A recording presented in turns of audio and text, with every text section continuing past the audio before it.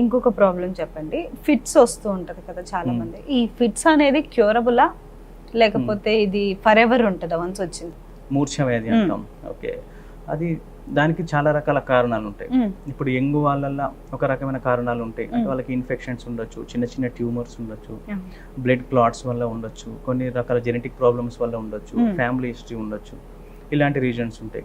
తర్వాత కొంచెం పెద్దవాళ్ళలో స్ట్రోక్స్ ఉంటుంది, బ్లీడ్స్ ఉంటుంది. అంటే స్ట్రోక్లో ఇన్ఫాక్ట్ ఉండొచ్చు, బ్లీడ్ ఉండొచ్చు, ట్యూమర్స్ ఉండొచ్చు, దెబ్బ తగలడం వల్ల ఉండొచ్చు. అట్లా సో వాళ్ళకు డిఫరెంట్గా ఉంటుంది. ట్యూమర్స్ ఉంటుంది, అలా కొన్ని వాస్కులర్ ప్రాబ్లమ్స్ ఉంటాయి. సో కండిషన్ బట్టి మనం ట్రీట్ చేస్తాం. కొంచెం మందికి ఏ రీజన్ ఉండదు, అంటే ఏడియోపతిక్ అంటాం. అది జనరల్గా అది యంగ్ వాళ్ళనే స్టార్ట్ అవుతుంటుంది.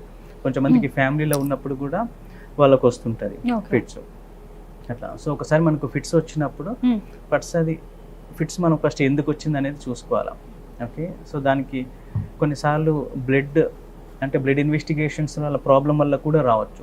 అంటే సోడియం తగ్గిన, పొటాషియం కాల్షియం తగ్గిన, ఎక్కువైనప్పుడు కానీ, గ్లూకోజ్ తగ్గినప్పుడు కానీ, సో కండిషన్స్ ఉంటాయి దాకా. దానికి కారణం ఫస్ట్ ఐడెంటిఫై చేసి బ్లడ్ టెస్ట్ చేయించుకొని, తర్వాత ఇన్వెస్టిగేషన్స్, బ్రెయిన్ స్కాన్స్ అవి చేయించుకుంటే మనకు ఎందుకు వస్తుందని తెలుస్తుంది. ఇప్పుడు ప్రాబ్లం ఏమీ రాలేదనుకోండి, సో అది ఈడియోపతిక్ అంటాం. సో దానికి మెడికేషన్స్తో అది కంట్రోల్ అవుతుంది. బట్ ఆ మెడికేషన్స్ అనేవి మనం చాలా కాలం పెడతాం. కొంచెం మందికి బ్లడ్ ఇన్వెస్టిగేషన్స్ లాంటి కొన్ని మెటబాలిక్ చేంజెస్ ఉంటాయి.